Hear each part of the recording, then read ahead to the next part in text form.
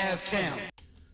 Peace 105.3 so enyesima edu enwotwe ena abo apa donko ho ene yawada wiei ya krado asin kunya yedikan ede ensam kitenkete di mu ode na emu ham ene ede ababeda na T4 airtit bit around the weather sports midi ede kwabena amu aben achima sene de she minimini akwaku saponsa akode spanky ene ede nsem no ede eba ye sore so ewo ntita wana se ensam kitenkete no mu a na yejemu di ama ye boss down kwaku ye bo ano ne abiafo asin kunya trase na ensem ahodo no eda ba maso awie no womo atumi edi hu enkomo ohwe ewo Facebook entintana so a Peter Square Nisai Pretty Joyce Dominic Nyanuvo na fe Dominic Pepoma Daroma and I will be sharing live on Facebook na fe YouTube ama yemanso etimi akonkan Ernest Brew Smith and I fe kweku animal bongo di fara munyina support jimedi na yen share sem na say ehwe ya na yede ni echemu ewo Real Madrid Boboko no asoye Madrid Boboko no asoye ena ehwe yedu a mi ka say El Clasico no nyankopon eya aduma Eyadia eba so Kylian Mbappe onu flashpoint ahodwa koso ewo Madrid team na no hye omo chese onu ani senior players bi a onu eka ho bi no womo ye upset nina enam se ohwe okwan omo free so free mo ewo Champions League no mu a Bayer for ball mu edi na chese anu akwa the first incident no omo chese eno etumi by with Antonio Rudiger na eno no one heated agreement pa I was first in play I was dressing room num April num and asase no eno etumi esi ya omo chese na nya dia ye ade a ani eda hokra na eno achi omo chese wasani Mbappe esan edi pimu amu game be against Real Betis no more call Real Betis ede kwakopem so no member of Real Madrid coaching staff before the trip to Real Betis 24th of April no and Mbappe and no and so ede boy ni hockey can adventure say dear kra and kokwasa niema moye a chese ukokopie mu ewo wo mu aso ehodia agise mo a chese enye fidi agro and seven oboba mo chese dressing room horo ho enyo kra ba kokra ama players doto na no wo mu ebo enyo niema ekoso no enso ewo ho Germany abonten so ene yedo Borussia Dortmund defender Abrante osina kan edema Boboko no epan mune ne dia de Nicolas Sule me ekase at the age of 30 years Abrante no say retire from football nina enam say 2022 ofi odwane Dortmund fi Bayern Munich no ne career ni nyina no aye injuries nko na wanya two entry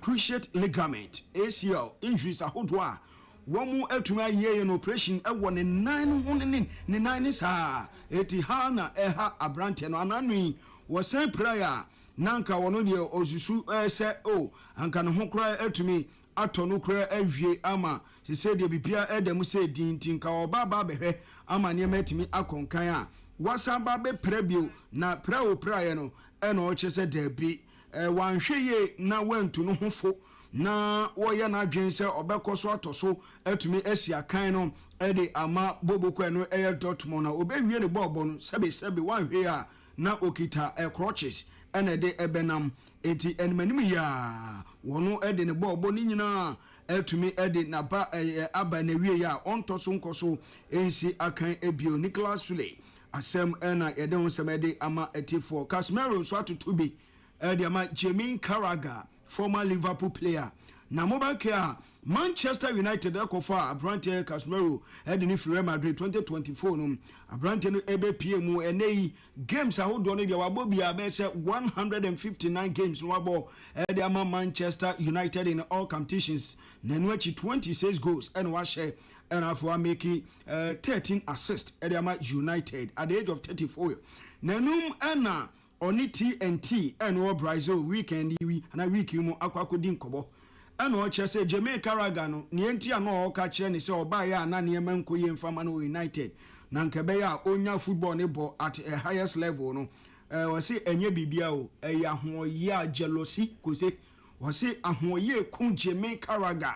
Cheso organ hanko chen bibini or chese he near Kanu and say ne former team Liverpool Real Madrid for Ebo Liverpool edge 2 Champions League if almost and no and namswa what is atasiania yansem and nams so no kebeya onya bono ebo Jermaine Carragher sema or Kafa Brata Casemiro hunu a home reply on the amano.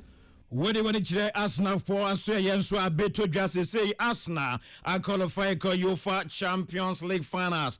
Neno and Mikel Arteta say, Wakachen and Rancher say, I can't 4 games per. Say Arsenal, we need 4 matches. I don't know one more add double. Omobeji Premiership, Arsenal so add Champions League. Mikel Arteta says, say Premiership no, or more 3 matches on Bebo against West Ham, Burnley na fe Crystal Palace. Some Rancher share 3 matches now Premiership. Omobeji EPL no, after 1 game our Champions League against Paris Saint-Germain. Some Rancher so share side game no pay. Omasa so add Champions League. Or Chim say Rancher and Kwadamena who say 4 matches akano. So Mobet na ho elusubi and na so bedrobia eso manka no ne nsema Mikel Arteta wono dia tudwere ho nsem etuatifo nim enne awie Manchester United midfielder Manuel Ugarte abrante meka say bia ne final game wanyabo ede ama manju fi se no man koye mfama no since ofi Paris Saint-Germain join Manchester United August 2024 50.5 million pounds no no man shedan koye mfama Ugarte since otum so benyan 8 Premiership matches and a wabo and a carry crampo de onya BMwa enye nwanwasa branteway bebuniketem edia fi Manchester United honsem to yet for name Bayern Munich manager Vincent Kompany on a babe to just anhwe dachi biano se Joseph Pep Guardiola efi Manchester City obabe next coach edia Manchester City obekaya 2023 na City 4 eno din komono so ni experience obetimi akochi Manchester City no credit ba ko pe room se wabo Manchester City a captain mo age 4 Premier League titles afi age 2 FA Cups na 4 Carabao Cups there then sabre no na oni experience a manager obetimi a manage Manchester City efri ho no wakwa coach our Anderlecht abe coach Burnley say the Bayern Munich ewiase nyina dia dance say Vincent Kompany monebo ekonkai enkra mensa ka kire say anhweye na Pep Guardiola ekodia na City for Eco Vincent Kompany abeye manager de ama bobo kwede honsem to yetifo nim Frank Lampard so na eka say ene watimi qualify Coventry City next Premiership of England no omu beginam SC Kenebe ensentrofo ni dinkomo eno say manager ba kwa wanya impact awo ni coaching career pa you say Mourinho o say Mourinho ka kire ne say onya confidence onye ne huni eno enam so matimi abo na mmiri bi oba Chelsea no manfa Mourinho 202 no fo no and no etimi abwan ye pa in 25 years wasan so I qualify Coventry City or move see account Premiership de honsem to yetifo anim Ansu Fati eya brantia Barcelona no osina kan na say Boulogne of France e de ama AS Monaco na brantia no kwa ne modebo aso ani ye pa no abeto dwase Monaco for chese on person mo etimi esane brantia no permanently na osia kedema AS Monaco 11 million euros no eni sika o my crowd say omo ebetua na Barca for chese so Monaco be sane brantia ndia omo de sell on cross no shim na sa cross no shimpe Barca Monaco ton brantia Ansu Fati omo chefa woni sika nim eno ne ensema abetodwa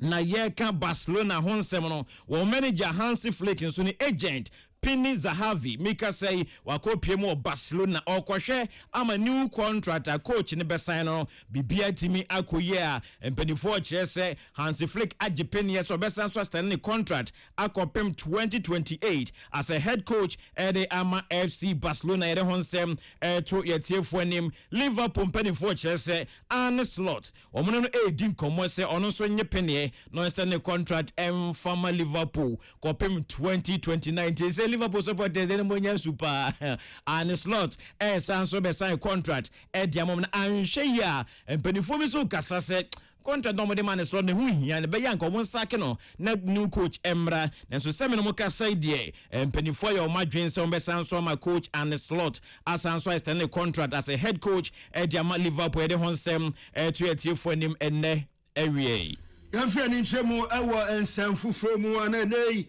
yɛde ani ɛde ɛkyɛ mu ɛwɔ RB Leipzig wɔn ɛkasa yi wɔn ani abere ɛne ɛde Celtic aberante baako ne din ɛde Eagles wɔn kyerɛ sɛ 22-year-old ne mɔdemɔdɔ ɛyɛ adeɛ ɛsɔ ani nti wɔn nyinaa ebetumi aboa Manchester City hɔ ɛne yɛdo Verdial wɔn ɛyɛ defender na aberante RB Leipzig ɛna wɔn sign no mi ɛkasa yi wɔn sign no ɛdi nkɔmɔ so wɔn standing the contract and contract foforɔ to 2030 our option to sell or extending a year 2031 24-year-old Alfie Koroche 2023-2024 soccer season and obey PMO 120 games and we bought among the citizens the Sky Blues and no City Bobo Kono Ashe 13 goals I make 10 assists as defender the more to me as the current value our transfer market no 10 million euros and any ababe pima don some edema eti for transfer moi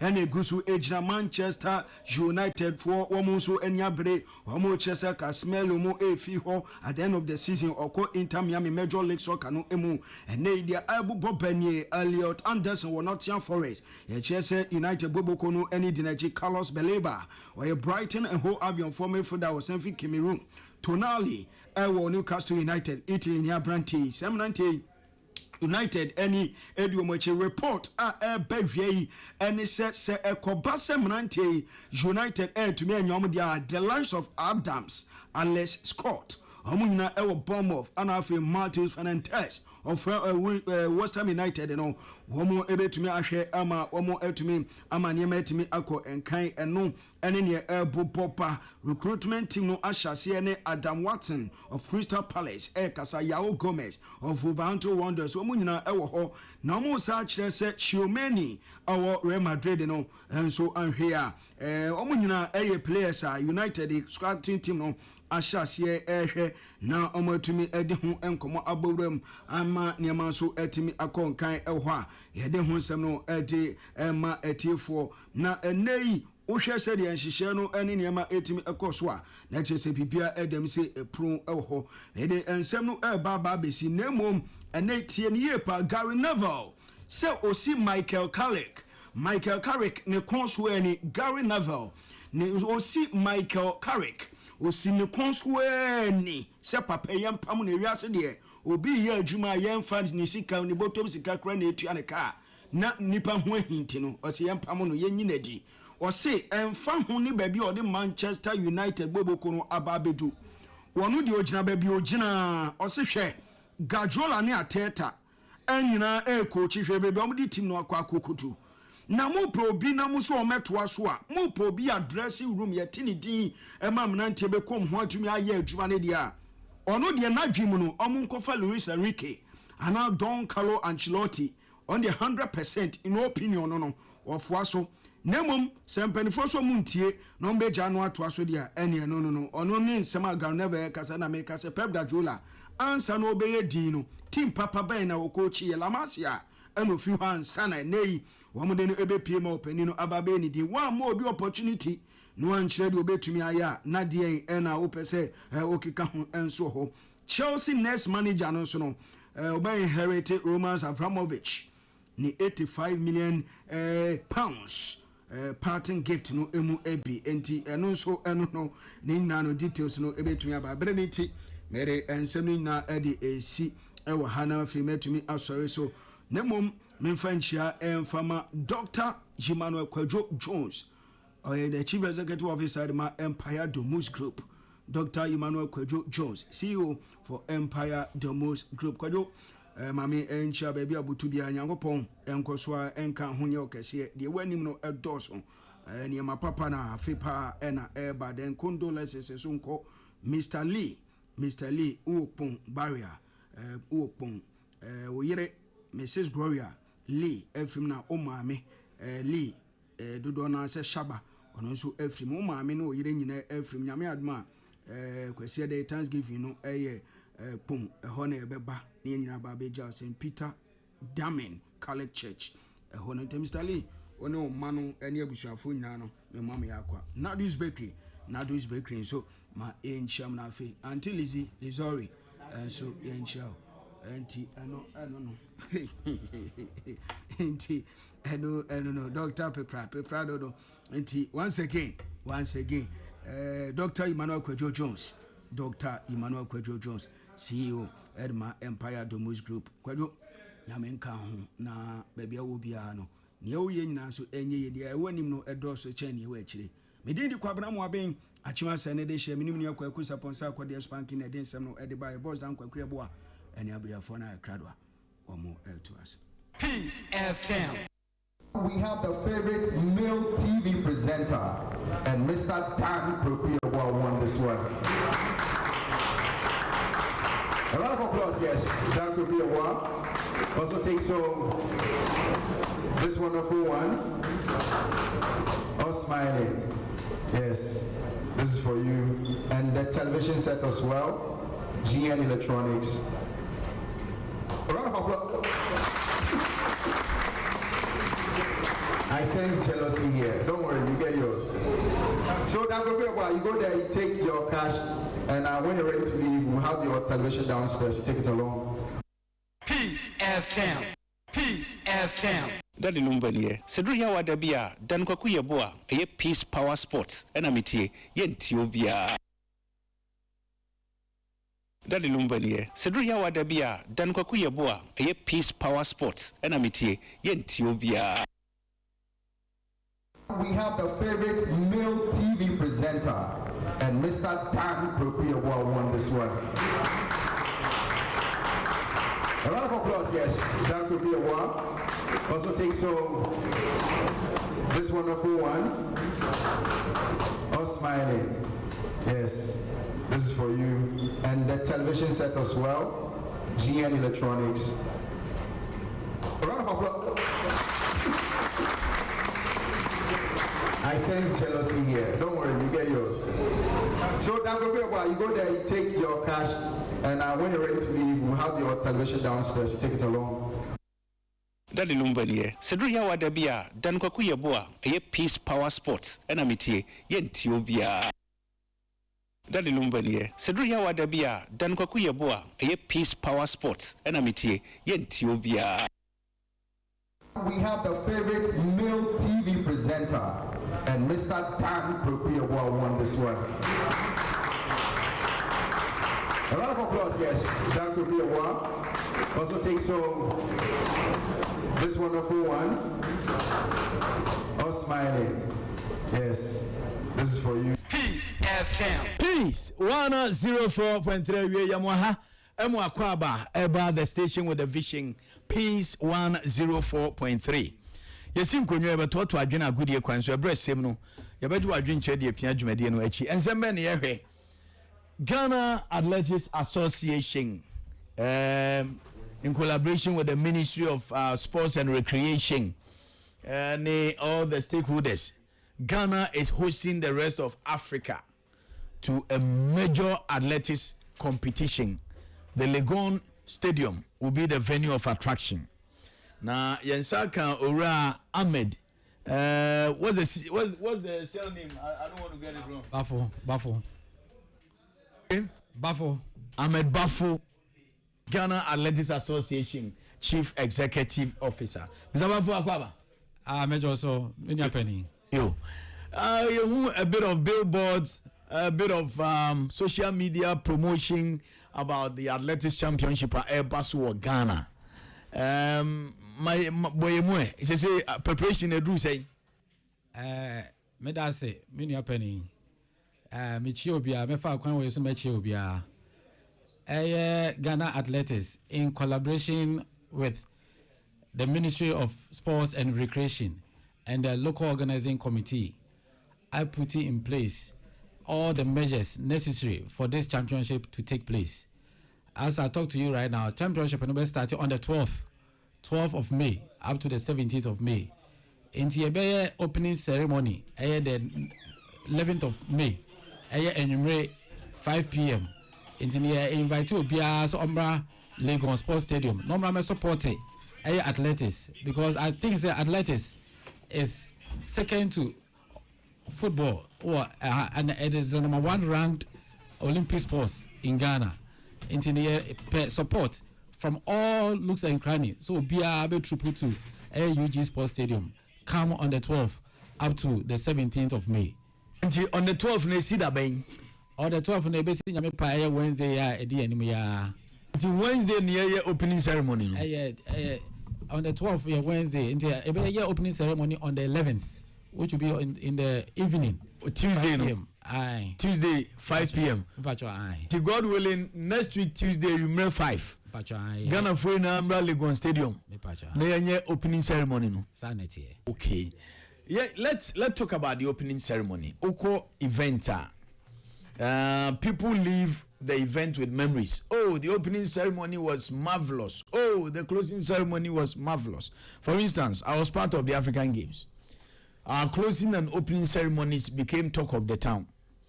Mistake I would want you to avoid it. And he said, opening ceremony, no, we couldn't get the stadium filled. What are the preparations to get the stadium filled? Because with all the pomp and pageantry, na camera better so na empty seater, it takes the excitement away. But that's it. So besides a question way, I'm saying anything that you know had money above the rule. Senior Amansan Ebete, no Bia Abba Stadium during the opening ceremony. Yeah, expect the World Athletics President IFN Lord Coe. Sebastian Coe, Obeba, the African Athletics President, ASCA President, FN Mabum Kakaba, on also booking appointment on any entourage. In fact, Nagakaba no only post new year. How many years? Watch out. Expecting on any entourage, almost they will be in town. In fact, World Athletics President, Sebastian Coe, and you know neighbor, or the 3 vice presidents, a big grand that. So the MBDH or much nechi. No more competition, in fact, a single competition like that. Into a privilege, my as Ghanaians. Into the best say, at on Safro Bia, a numerate into Satam in Mijidis or Bia, Alcobia Soko. Now, Obia Ambra Stadium, one of normal support athletics. Because then I make Dinka athletics, a number 1 Olympic sport, ranked Olympic sports in Ghana. Okay, ready I see you a free advice. Here now, you're Ghana for. The camera to Legona a why ma a bear fair. If you open it to just the publicity, believe you me, getting the stadium filled with bread. Yeah, sir, experience in doing the African Games now. Why, man? Closing ceremony, strategy adopted and say, my shepherd for no more area home. Obia constituency or Basin go for by. Then we also spoke with the schools around a Basin Kolane by. We had a full stadium during the closing ceremony. We need to publicity you get there and be disappointed. His Excellency John Dramani Mahama ba na mo ho prom obi emayu president soon be sada woni ebe blemu se wanyi wadwuma ye. Do a free consultation.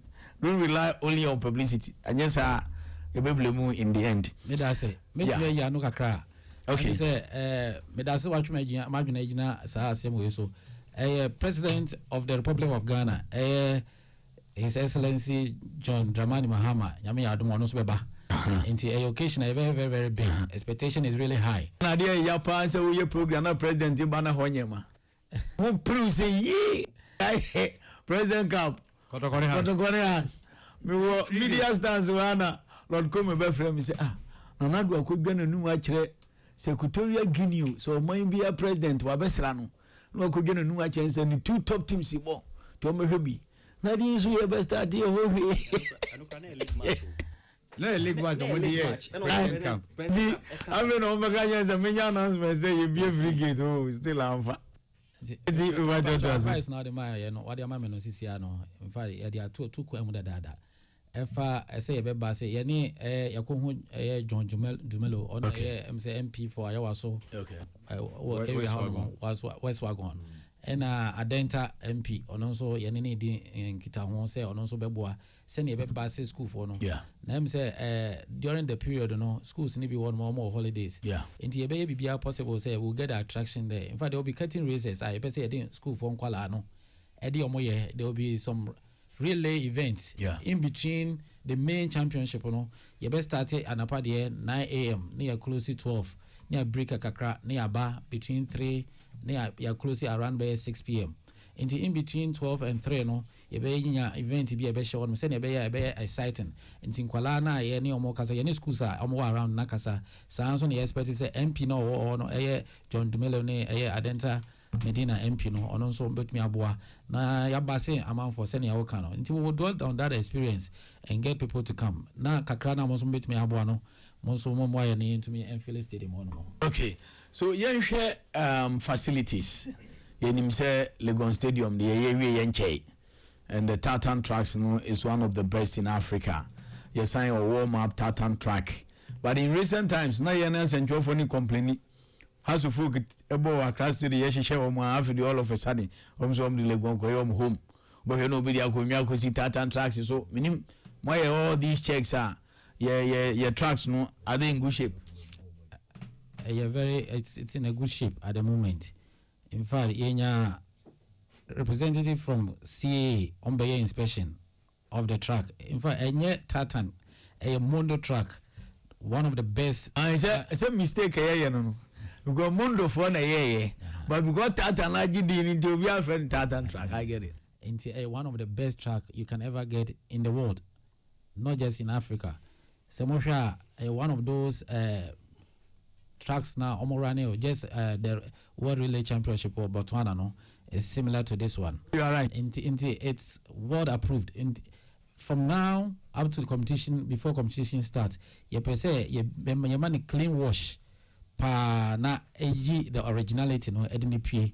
To be able to send your mobile modem cameras in the end to so and also people say yes, Ghana has one of the best tracks in Africa and not just Africa, the whole of the world. Yeah, because Mekai said just before the African Games, me interview Nigerian athlete be, and also about Ghana for Abasuna. Your tracks were two car across the world. Your tracks near one of the best. Okay, it's Bibia than you come there. Nature say, your bumpire say, Team Ghana, preparation because in all this stadium, I am President Abema speech, fanfare, na Ghana, MY. Many workers say the big names are you say Omoye. The familiar names in Ghana athletics, they are in town. Talk of Joe Paul, Joseph Amal Paul, Saminu, Abdul Rashid, Fuseni Ibrahim, Gadayi, our own, very well, your local athletes there. Now, so on one a boy qualify for the World Championship to Beijing next year. In our town, Azamati, Menoka say on also our town. We are very hopeful. Yasanso put it together. About 20 local athletes from the Open Championship. I had 2 Open Championship already. I back Cape Coast, and I back also Accra Hanamo. I March and April. So we've been able to put together, in fact, a very competitive team. Ombe Jinawa Ama Omaino, Ghana, and for the first time, SME can't wait a driveway. So no be say for the first time, junior athletes under 18 are almost to sub 46 of 400 meters. Omo ye nipa miensa omo nyina ye school for secondary school for baako etu 4533 baako to 4544 na baako to 4565 in the field of 400 meters you were very competitive athletes they will compete with the rest of Africa make an name share your standard qualifying for Africa Championship no. We have some category A and category B qualifiers. We have a number of our athletes are making the category A. No, it's going to be very, very competitive. But I believe say we will come up tops. Yami Aduma. Internet say Obiame Tayo Machino. How many countries now confirming participation so far? So far, we have about 54 countries. About 48 of them have confirmed participation. We won almost in kind of more entries by a friend of preliminary entries. We had 53 of them, including a refugee athletes. They ran under the banner of the United Nations, almost so baby. But in fact, they are only non-scoring athletes. Yes, so the rest are coming in to rep their countries, and we have registered so far 48 of them. But the preliminary entries, not 53, including Ghana, which makes it 54. Okay, and in terms of accreditation, Games Village, anyone on Meyusu? The University of Ghana, Lehman Hall, any Kwapon Hall, nebe hosti athletes and their officials, coaches. And your federation heads and the officials are omoba. So know there are hotels that have been here now to host them in Tinina, and it's been taken care of. There is a doom if you go to the Lehman Hall, in between Lehman Hall, Kwapon Hall. So there is a doom, an eatery place set up permanently that is going to host them where they will be eating. Like the African Games in the NBA. Exactly. Send you Africa, all Africa Games, sanity, pepe. And those things have been put in place, and we are pretty sure say Nyame Adoma competition, very, very, very competitive. Now, South Africa, now former entry a man 17 years of Moma. Menu Kase, we are answering be free office, no, me PC, and Mr. I'm sure ya no more to mpra. I'm also more confirm me participation. Nigeria for Alata for ya almost so they almost entry aba. There are about 46 of them, including Toby Amazon. And we will see the face of exciting athletes. Let me also remark, say, Yami Adoma, Zambia, Mozilla. Mozilla, yeah, 400 meters. Very good. Very, very, very good. Orane 43 and 44. In fact, he's been third in an Olympic game before in previous competition. Confirming participation. Ivory Coast Beba, South Africa Beba, Mauritius, Botswana confirming. In fact, all the great athletics nations are in more Africa in Ano, Obia confirming the participation. And it's going to be an exciting event. In terms of investment from government, me from experience. Enya dia say Ghana my ya dia na ya fam se min ko dia ni me bioda. Because over 2 ministry na first kama. I'm going to so o dia ni me e boss mo. On discover.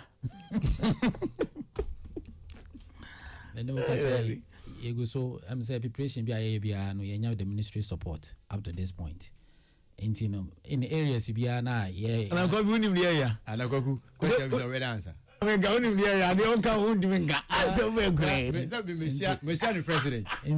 Mr. President didn't come. Oh, we beside the question we have. Oh, now I don't know say. Oh, okay. Who's sorry? I'm friends. Oh, I'm going to come. It's a case of mama. Politicians. Oh, I'm talking from experience. Who can cancel me from work? Can be actual. And I'm say omoboa. Can be also me aboa biano. The akabia we anim no omogoso. Ye hope say omeboa the akabia we anim. Apart from the arrangement of the pump and pageantry arrangement, your top artists be for the opening ceremony. Yes, Viala, one musical face. She's been earmarked to perform during the opening ceremony. But there are other few athletes, the other few artists are expecting to say almost be there on board. And we'll have this. I know say the youth are now inclined to music and other entertainment, and we are very strategic in that to get them. So that's why we are using these musicians or artists to get them to the stadium to come and watch this event. The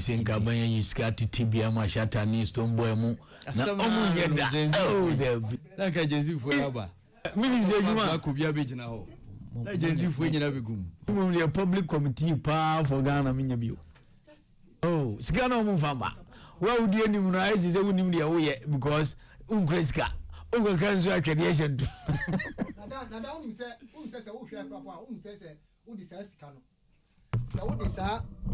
Passing people to the stadium. So what the much at all in this tomb? Aye. Simple. You are right. See, capital, Unya Bida. Omu face come on. Omu just own complain so omu frag can be actual. I didn't hear you, public visa on audio. Yeah. Sir, omu pay negative publicity. No, but first cabaret. It's kind of a bind, you go so. Oh, what is this? What's this? There is a zero the only answer. No one can see a good. I'm sorry, I go via down the from. Hey, what do I go to visa for? See you. In our Bompire say we have a very successful and beautiful competition. Ghana Athletics Association. Ghana is hosting the rest of Africa. It's big. But this time, can say Bill Boss. Free her, by this time, can say Bill Boss. Oh, as you have Kumasi Kwai, the Bill Boss, I yes, I yes, sa a middle a bossy ministry is gada. Oh, guys, boys on them chrome ground with the BBC. I'm say amount a Bill Boss, I walk room. Yes, Kanti. You are hosting the whole of Africa. Airport Zero. What do you want to make me? You are hosting. Oh yes. Oh, can you? And me, I'm talking from experience. Hey yo. Hey yes, a knowledgeable CEO like this. I did again and yes, when you by Sikani new ho. On those two, and you can say, "Oh, na ministry invest gamba over to do." I wouldn't say, ready me, kakra. Me pa say, some competition we. Senka ne facilities ne koso Kumasi and Kabeme de pa. Athletics, war fans, Kumasi passing Accra. Athletics Kumasi no, a big thing. But Kumasi cannot host the tournament because. Kumasi a new warm-up tartan track of international standard. That's what I'm talking about facilities. Say no, the other say maybe kakra. Very very true. Now Oshema school sports. Now the last edition of the Super Zonas and also Moshe I can't hear anything. Now Gaza Gladys Watson of St. Louis. We have Blessed also of St. Hubert. In fact, these are athletes who make it cut. But say so the Omokra between Kumasi and conformation. Kumasi nya baby I forget okra. Nanka send your more children sisiano. Nanka you the warm up track. And facilities are the best. That's the best because they have now made it clear say when the citadel of athletics. Yeah, almost so many athletics clubs, almost so many schools that are enthusiastic. Miankasa from my school, I'm a child over 8 years, who have been champions over years. Me child from 1999 to 2016, uninterrupted championship by AJ Super Zonas, and in all these cases, the stadium was filled to the brim. You had massive crowd. So we are very much aware of the crowd in Kumasi, but. This is facilities in English, and for which reason Accra being there, we will have access to, and then we're not going to face too much.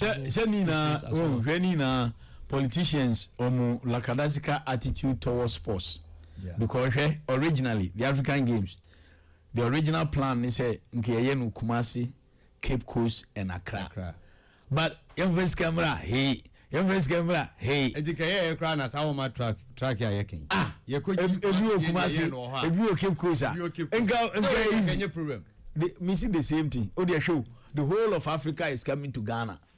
Look at Billboards obetumi akan won sa no enu ten ministry na be opa street no so be say nipa me say exactly but on invest we mu da at the end of the day so amfa efie nyansa ambasi nkofo na stadium ya empty na president meba na obi enu a ye be frɛ ono atwi nanim uzo on face camera minister adwuma ebu fu okay nti ye be sɛ mo enti na nedue no ya to atia mo ha no why na ye push nipa to the stadium em say if you na dey call Tuesday emunwa ewan so enwa the road na ye be born afa ho no em say be ma manfo ate Peace FM there was large and very rich, very, very high.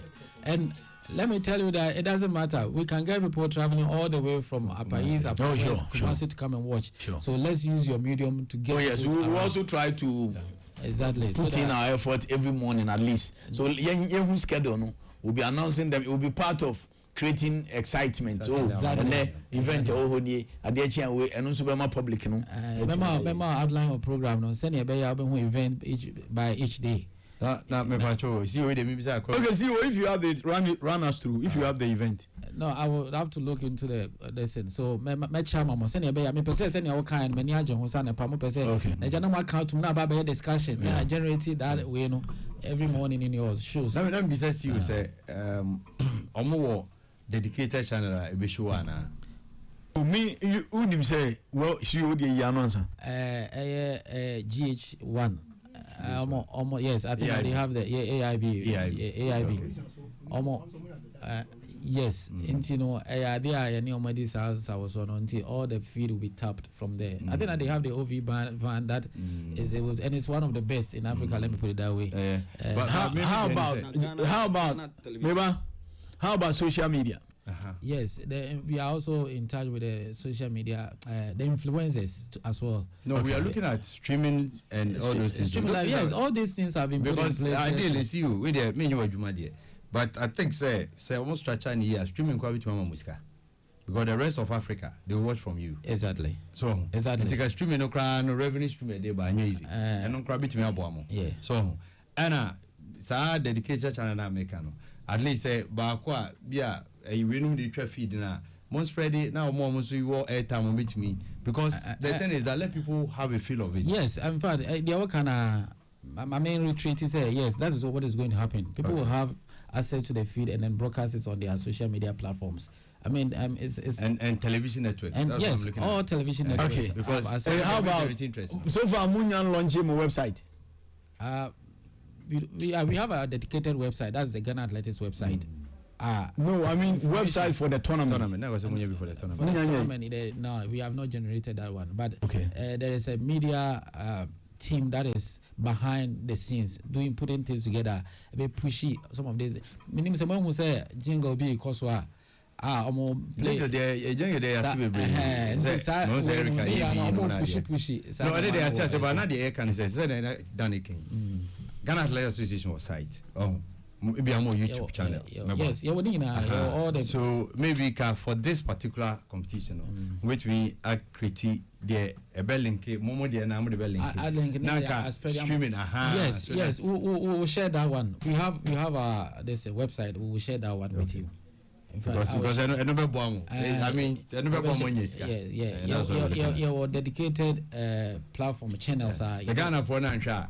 Obi o Nigeria we hwini ya. Obi o Zambia we hwini ya. Obi o Burkina we hwini ya. And they will look at avenue where to get it. That's what we're looking at. Your X, me na your YouTube, your website or one. We're going to put it there to stream it live for people to feed on.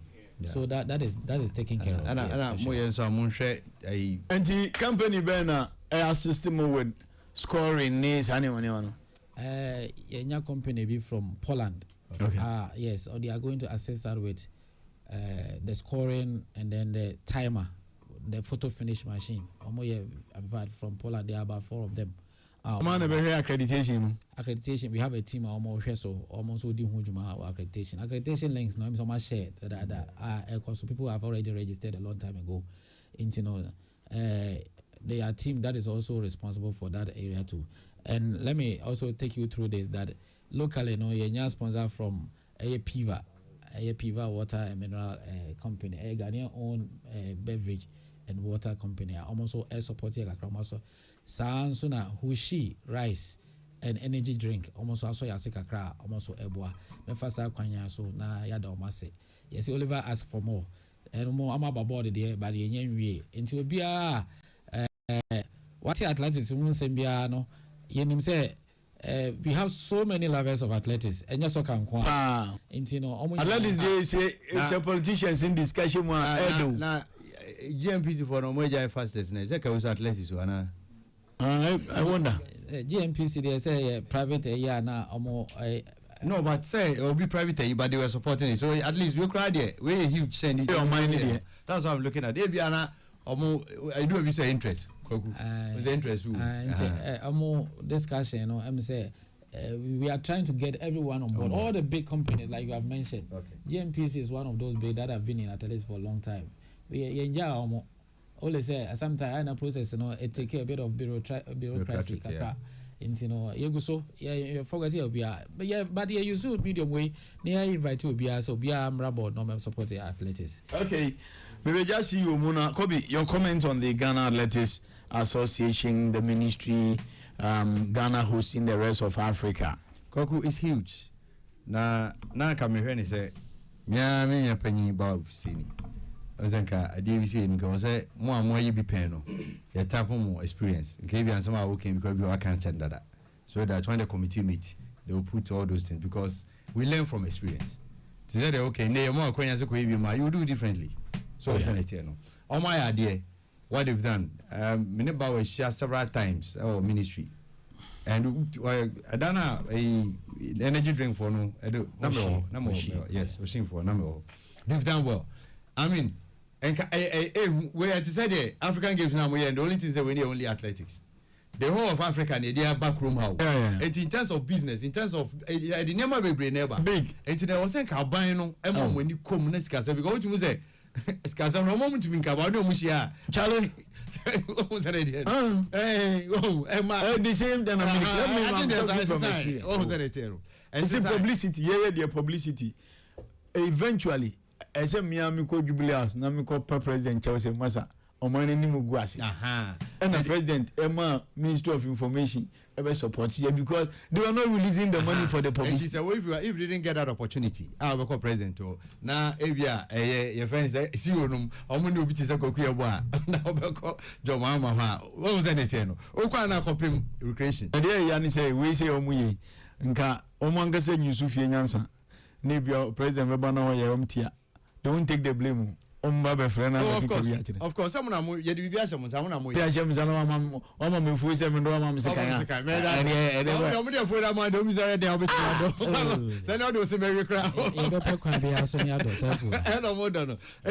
think it's huge. My Boba for saying any team now so.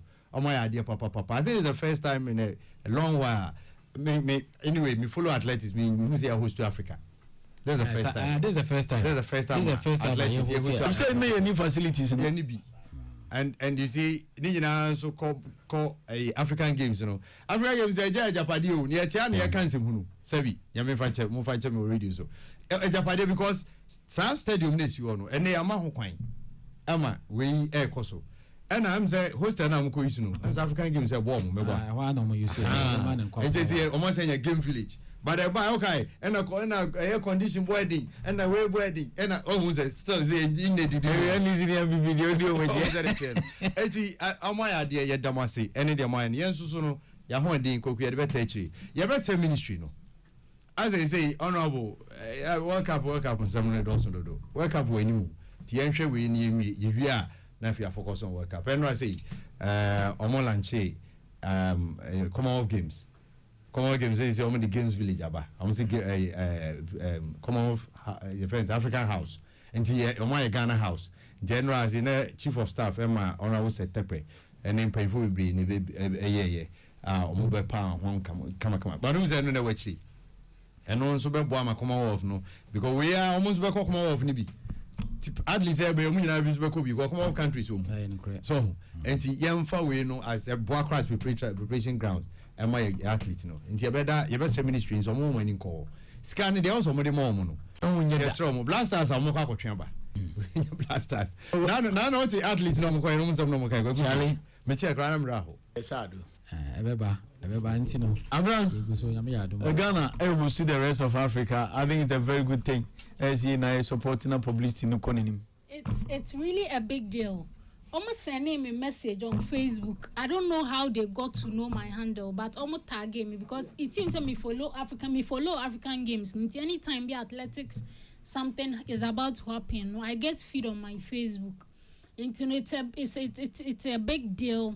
You better the past administration, government, as I say, almost say no to me a year tantan tracks ne facilities Maya you bet Mundo tracks. What's your friend is saying? Mundo. Bondo tracks.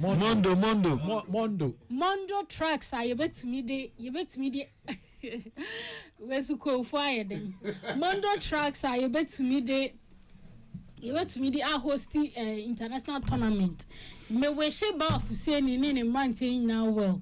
Yenya time I ever be supporting mo. Me every tournament opening ceremony na I name me for plenty opening ceremony Tuesday meba. After made them in Crawford na be supporting athletes we show more the best. Me who saw mu training me who mu videos on TikTok how mu training ni adie. Nti we show mu nyina well. Na omu be winning medals ama Ghana se na be ya call Commonwealth Games a ye be show man Ghana enyam. Okay. Maso. I hope that let's spread the BBL crab content. No, Sanko Fasa Mamba. Don't go queer war. You know, you're better radiase, no, I won't pay for Nabaso. I couldn't say bibi ba na se be host to Ghana ha ade ba kwa me fa free mu se be boy economy no because awo na eba no discare ba kro ni obo ba be sisa wa ha nti scanity he ya nti boy economy no ntina Africa Games no edu ho dani politics say me host to den na me wo fu ho se hwe ma ye fa politics na bibi nhihim ye support me mon paisa de betuma abaso nzena abeja ye dwapade ye de another to go who nim say Lagos Stadium no ya finish me host to Africa Games now there is no way say at ASL Games way because e bi ni wo koye way because the whole Ghana only Lagos penye kuta warm up tatan pack yeah me no say there was a competitive bid for this particular championship to be hosted in Ghana na yene Botswana na ye can Botswana so in fact in terms of they are ahead of us Ghana, but it was through a very competitive bid. The council members voted vehemently in favor of Ghana to host this championship, which means say you can't say to whom much is given, much is expected. And you know all of Africa is looking at us. It is Senior Mebra Kano. Senior yenya sa tatan track we no yenya a model track we no yeah boy homodin na into me and maintain to this level. Now if there's any way we can even improve it, we can even improve it and make it a place that everyone, because all Africa Games the hu ye and omode koye and intina for federation heads and council members during voting voting yeah did a championship at Ghana. You who Africa Games in chair. So you know say a baby omo baba ya de na by see you me the mesre mu say you who to Ghana hanum ne de men perform Mrs. Ameda Asenko me de ya de ba kwa hu hia me no for grandma ministry say at least na allowance na nya wa go your vires pan share be host to awie na nkofo ne fra Nigeria fu 100 meters ne normal be sisa akodi akwa ne be hadwen yeah boy and you best slay yeah microphone about the compete their mind say yes wrong 4/100 4/1 or no more and they no I na ya ban and they it's really your best we are number 4th ranked in the world number 4th ranked in the world into 4/1 relative men yeah qualified to Beijing 2027 and come here Botswana Debs no win yeah hwe anim so betumi I host and win. You best say medals ne pa. Yeah, presented about 32 athletes. Okay. Say each and every one athlete be able putting on there he will come up with a medal. Almost training. In fact, Ghana at the moment, Seni and Kolano, almost so enthusiastic about athletics. Say your mom with the necessary support. And here, in fact, the sky wouldn't even be the starting point for them. There are a lot of the clubs that are springing up. Mika Kumasi there are some in Cape Coast, ebi wo Eastern Region, ebi wo Brown Ahafo, ebi wo Volta. Coaches are more grassroots athletes, more bano. In fact, it's a very exciting news, very exciting to watch. Into our prospect more, we just need to put in place the proper structures. Just so that Mohammed Danlad Salisu, Mother TV, and then over show no first time. Oye mikromini countryman ofraguna duakwa Salisu akwaba yaonia inim say we do any the tournament here what's your view on what we have discussed so far minu ameda wase na I think say empenufo etaka say yesi ne ofru duapa no ena ya ye piano I think say nka ya me say kwancha de be efe no na nka de dwete ena ye de ye. And I think say for my own experiences, say the ana mpenifo din kankan no. One say nka ade papa say befia nka yembongu. And for the ministries, one say bibi akwako say no sometimes they have to also help enhance. Say the be ya sabi ebetumi aboa. Essence say woma wo ba edidi me a say onko bifie enko wianwa. And sometimes no ebetumi aba ne say when we organize a big tournament like this and the enemy say ye de ebimumba I think the son of Mecano, our Mkakojina, our Omangana, Edimu, and it will come say whatever Yatsna say, and we plan with them.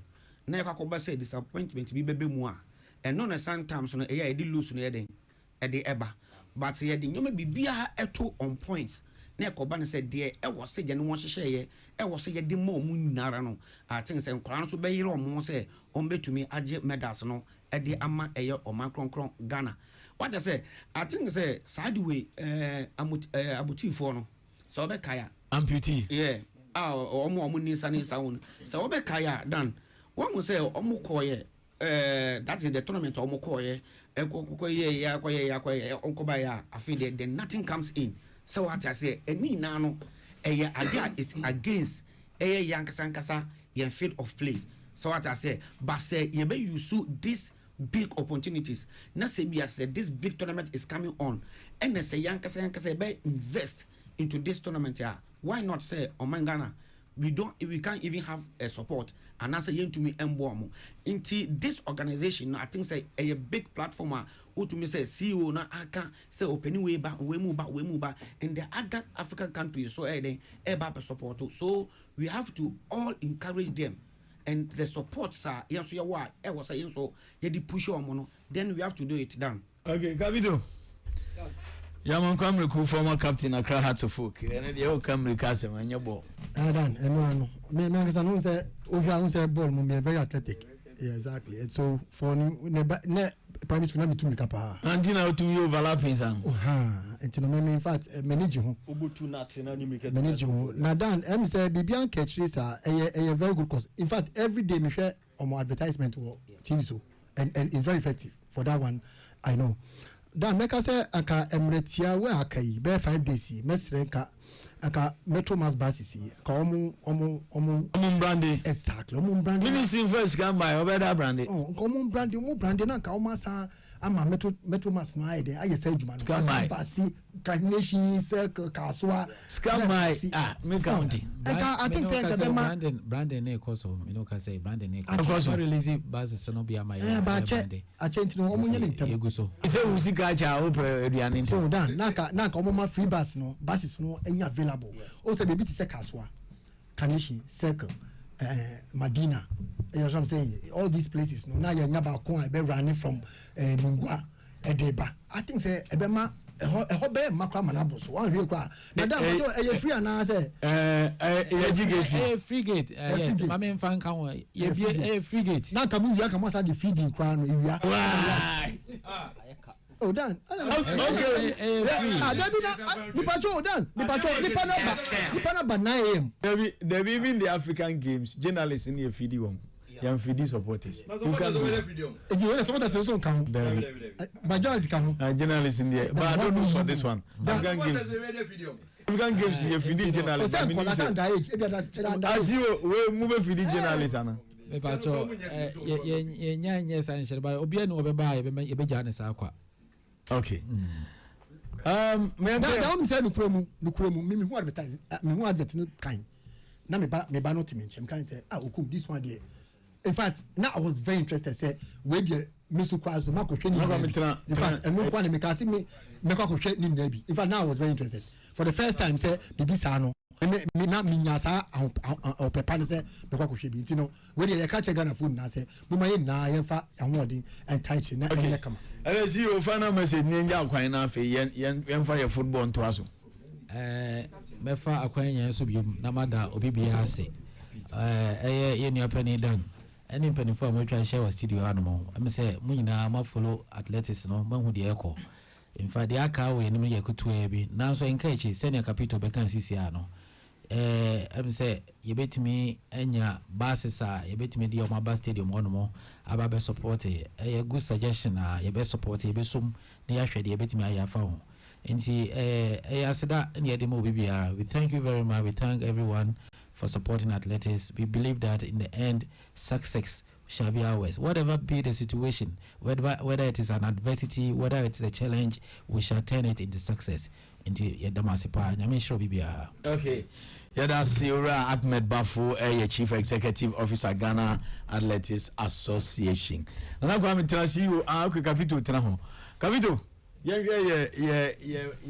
friend is saying, Black Stay. You see, coach, I name the squad for a friendly game.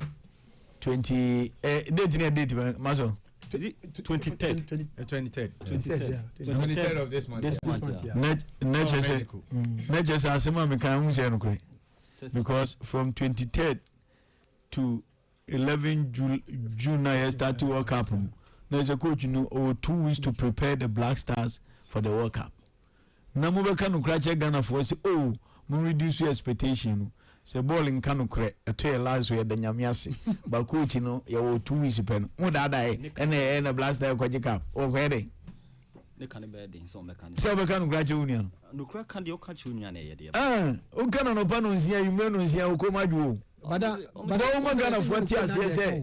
Yasi nyɛ nukwe nani ka nukwe bi wɔ hɔ a yɛka okukuam ebi kabito ɔtie public adeɛ kabito ti ebi wɔ hɔ ɔtumi nka no public adeɛ o ka nukwe nda wasuma ju future o ma Ghana for ti aseɛ sɛ reduce your expectation because coach 2 weeks to prepare the team ko na nyɛ yi a so mo no obi abesusu di abo but wo ni so wo 2 weeks now be raise hopes mo na ade asɛm ba wakofa o see ope coach or the obekɔ World Cup into wakofa coach or experience for World Cup all well expectations say experience no 2 weeks or the magician also experience no 2 weeks or a magician say we see coach or the obekɔ World Cup nda kofa coach or no akɔ World Cup for nti no pe coach or World Cup no de akɔ bibi nti ye dey that so say akɔ bibi papa bada agwa at least for me be hwɛ the air course na me hu say coach no obetimi apula surprise me hu sa because of we hwɛ na air course no we hwɛ players cry I invite you. How many players no invite you? 23. 23 no. Now we should local players here we will 6. Yeah. Now we should know where cost now. Me who say obetime IBB. Local players no. O say yeah media for any kasa enti no do we ma na so mo do mo be World Cup. Dan I think I think any good thing say omotie Ghana for. Question. Yeah ni ya kasa enti na omudo omugo friendly match ni o maka ya no atu o wi ano mapam omu anase ya do omugo World Cup eti dan kan ya se papa say ebi amo kan me ga say ye boni ni bi say me ba say omotie ya do omugo World Cup na anase ye be ya dan ko na da say say starting point say moso ye performance is a performance ni ye de kasa eto mu ya de bia ye na bit maka say e be mo ma bo bi de na no ka say e starting point the place no omugo prove Salim no omugo prove omo point omugo ko na ya mo ambo bi abeda prove. Oh, they be said wait there. Me feel say nienti I am free the regular players I am name. That's what I'm saying. You free you first say team B. You first say wait team B. Definitely you free only there. Most of them will have the chance to play. Okay. And so they should just perform. Now more competition emrem. Okay, again. Dango ku yabo. Efa. Kwa kumeda. Mo se efa. Oh, well, that Lumbas, NDV Bay. Kokuma mena wasina minche TFU nyina na minche St. Felix Enterprise was circle ene ya lolu patem ho atalpa papa fie na minche na list phone so e was circle be fie na workers minche mu nyina kwaku o hwe collapse ya o ye de eye because o say nye international friendly day intino ma local players no dodo na be say 6 ebe wura mu no and there was 6 players na e ball e Ghana ha on bebe wura mu na individual no they are not bad players, they are good players. We buna obusa capito say squad ni dreams for no me patron yeah are that's all we Ghanaian players. Yes, all Ghanaian players. You go Spain. Now go for national team. You go for Sevilla players 10 in for Barcelona 3. Is there any revelation? Oh, just every post on kind man. Wait, me WWE kind is here. So go quick there. Just and referee. George knew was saying in the past 7 years, everything in our football has been about you and your cronies. However, you have failed to produce a single world-class player who could match up the qualities of the likes of Michael Essien, Asamoah Gyan, Suleiman Tayo, Kodwa Samoa, John Pencil, Derek Boateng and co. Amana so asan trobim. We dey say 30 minutes here I say Mr. Continue Ntechi, Mr. Fred Papo, the late Jordan Anagbla, Mr. Fred Kensel, Mr. Kujo Fianu, Mr. Wenya Miche, Dr. Randy Abi and others. Thank you for putting the nation's interest above personal gains. because that time na say no more teams but omo se say omo nko players for ehura blaster wabra wo league ya ye we uni baby da uni me coach bi obey ni collab via me support na coach on but me wo coach we dey coach na coach on afu da I'm not defending. Oh, how do you know? Can you tell? Gavido, into person o chere say coach na mo say nisu bi madan. Wa bagana e ball league. Team that's for me. Oh yeah, win. Only players assistant.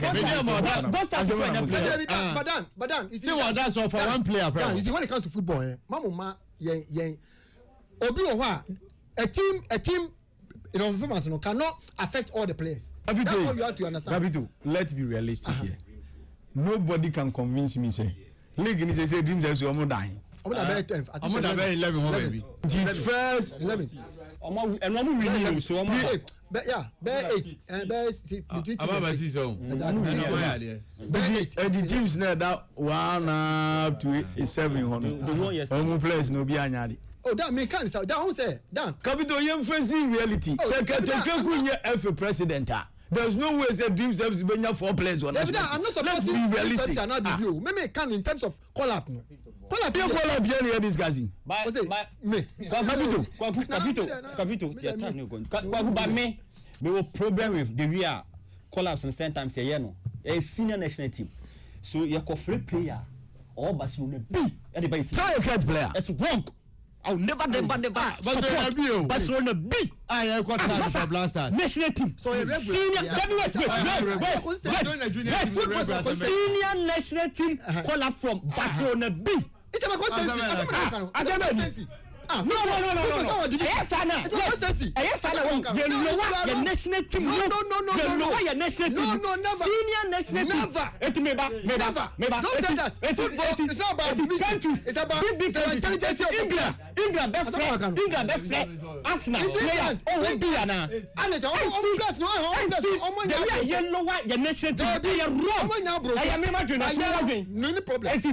But then it's wrong. Me. I am in time. I will never support senior national team say Barcelona B. Again, simple and say on your play and game friend. Simple. Fine.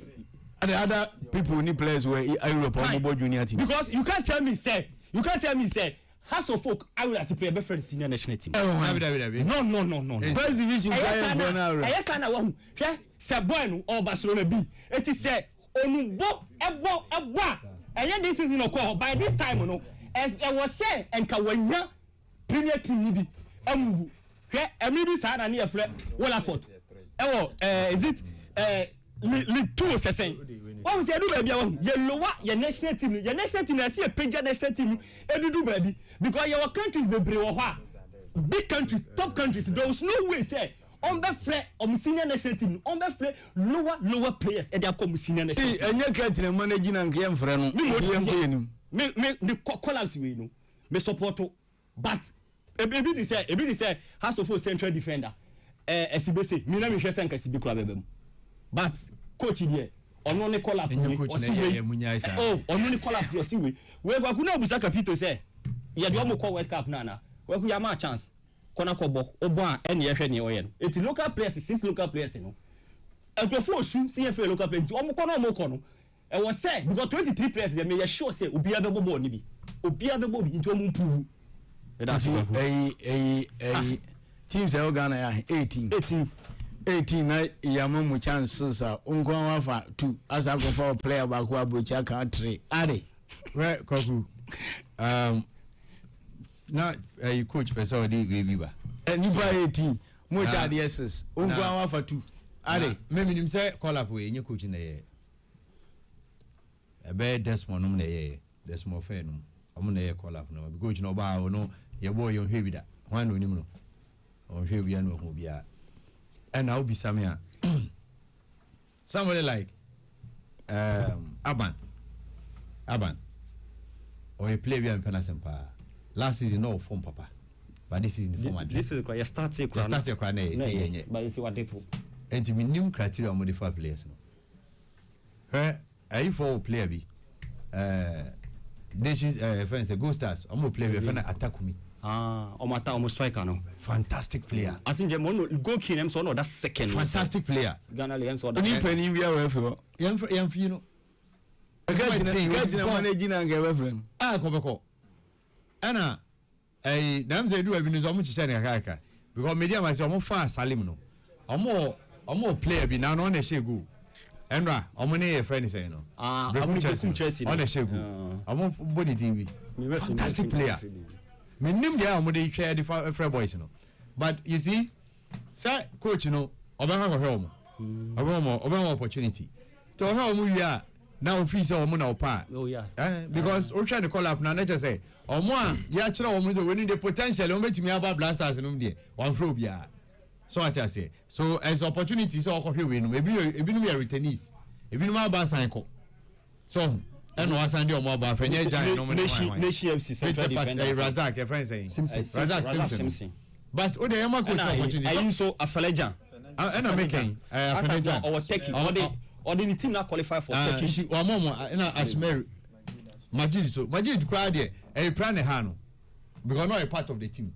And see, Yaman a crown on Kosha na yenhwe hu more because certainly there was onya ebinu mu ma ebia o metimi aboa the Black Stars be work of I say Stoke City boys nyina o mo so but ni nyina na e ebia Black Stars no bo metimi abo me dem mi problem am wo kwaku any say sam kra na e ko form Stoke City no wan a omo ne yen orientation no omo bo metimi mo o do pa ko onim de ya ai boy yam fani bi they no Crystal Palace is it grams of you Shop. Fantastic player. But I won't be more. Ninya orientation no. Semenyo ikra na ya jine so semenyo oba kra.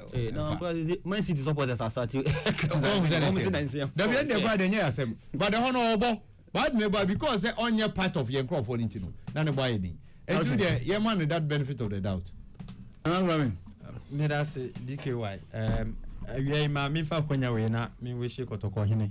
Opim so happy birthday nana onkwaso for support Lizori so hopefully wa pai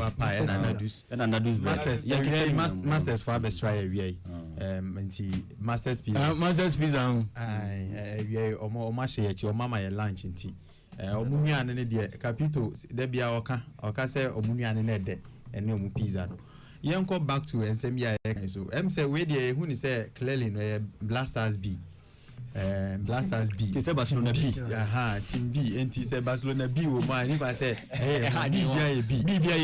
because Barcelona B wo ma B enti no ni ba say twene time Abrante no so Ghana ha go Premier League so obo Premier League now no ya the current for performance any dey cast B o ka say B we nye small B na we capital B ni nyina ye big B enti yem fa say Blasters B because we squad ya Africa apart from Ashmeru ni Razak Simpson na Afenajan obi anu wa Bob Blasters ni bida omo made in ana say omo debit we ya omo kwa akobo na ye nyina ya hwe nye de ye say Ghana be koyi so omo ko na say coach ni feel say a certain player bi o betimi atu semenyo na mpa obebo amaya why not ye de emfa ho na mom ye best stress mo ma we me camouflage as omo de bedada ye nyina be hwe na bi e be hu players ni bi omo yard na nso omo ni team bi munti na World Cup proper no yakoyi omo asinche ba sa de be hadwen enti anamon no matu no ye de hu ni say anamon pa na mom ye de mpa bo eta boys na omo nya akwanya no akini aka kire omo say so omo te yenka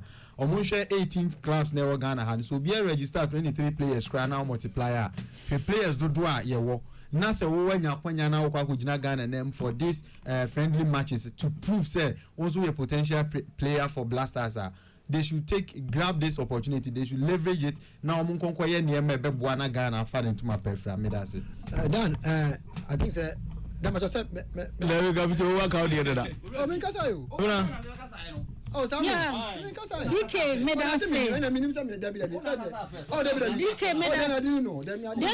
made us so akwanya ya odi amami no problem mefa akwanya so na machia Mr. Ebenezer Pia CEO of Mr. Ebenezer Pia, CEO of Abeb Gas, or your Koni, or Bon Homo Demas, as a buying brand, into your via will be an Mechia, and my chance I champ Papa Metalist, a Jaredam Quavia will be answered Mechia. Fantastic, Senya Nana Kwamsi Kaka and B. And this is Black Stars B. Yen to me, all our missiles for this tournament. And I said this friendly match in Tinia na Nanko for Kasanke, or see the player wish him, or see the player wish him. Or be a player then a Kumason, own to me born national team name and at a point in time, you be fro, be agree. Yen I supported team, no more friendly match, near show be a performance. I'm just hoping, say, look how boys now from Ombenya the chance to play and prove themselves. Koye so bet na bench na yama foreigners na kasanga sa bona fe at the end of the day no ye the performance of the players in the national team. I'm just hoping for the best. Say you be positive, you good players.